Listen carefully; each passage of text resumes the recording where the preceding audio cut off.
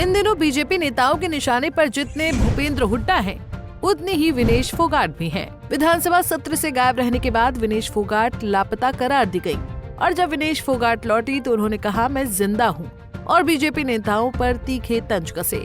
लेकिन राजनीति में ईंट का जवाब पत्थर से दिया जाता है। आज हरियाणा विधानसभा के डिप्टी स्पीकर कृष्ण मिड्ढा जींद पहुंचे और उन्होंने भूपेंद्र हुड्डा और विनेश फोगाट पर जमकर तंज कसे।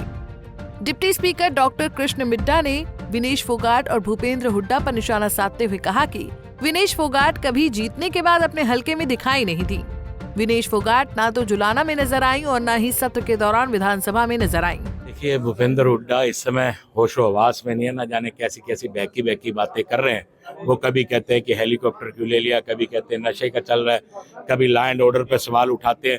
वो अपने गिरेबान में एक बार झांक के देखें कि उनके कार्यकाल में क्या रहा। या तो उन्होंने कभी हेलीकॉप्टर का प्रयोग ना किया तो बात करें, क्या वो साइकिलों पे चलते थे। समय की मांग है, मुख्यमंत्री को एक दिन में कई स्थानों पे जाना पड़ता है और वो गए भी। कांग्रेस के नेता भी जाते रहे और अब वो कह रहे हैं कि नशे का अड्डा बन गया। कहने के लिए कुछ बचा नहीं है, लेकिन नशे के खिलाफ कोई पार्टी नहीं लड़ रही। समूचे के समूचे सभी को, पक्ष और विपक्ष को मिलकर लड़ना चाहिए और हरियाणा की जनता को भी लड़ना चाहिए, तब इस समस्या से छुटकारा पा पाए। विनेश फोगाट कह रहे कि मेरी जीत किसी को हजम नहीं हो रही, कैसे लड़की यहाँ से जीत गई। विनेश फोगाट नजर आई है, पहले तो वो ये कहे कि वो इतने दिन जीते हुए हो गया, कभी नजर आई है? ना वो विधानसभा में नजर आई, ना वो यहाँ नजर आई, तो उसे सोचना चाहिए।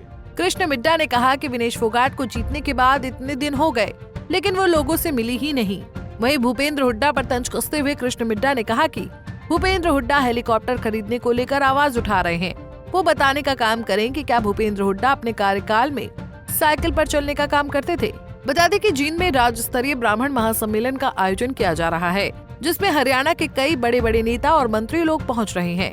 ब्राह्मण समाज के लोग EWS आरक्षण में ब्राह्मणों का अलग से वर्गीकरण करने की मांग उठा रहे हैं, जिसमें कैबिनेट मंत्री Arvind Sharma, deputy speaker doctor Krishan Middha, cabinet मंत्री कृष्ण बेदी, उचाना विधायक देवेंद्र अत्री, सांसद कार्तिक शर्मा कार्यक्रम में पहुंचेंगे।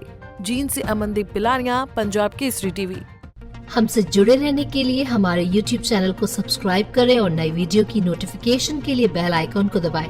अगर आप ये वीडियो Facebook पर देख रहे हैं तो लाइक जरूर करें और ज्यादा से ज्यादा शेयर करें। धन्यवाद।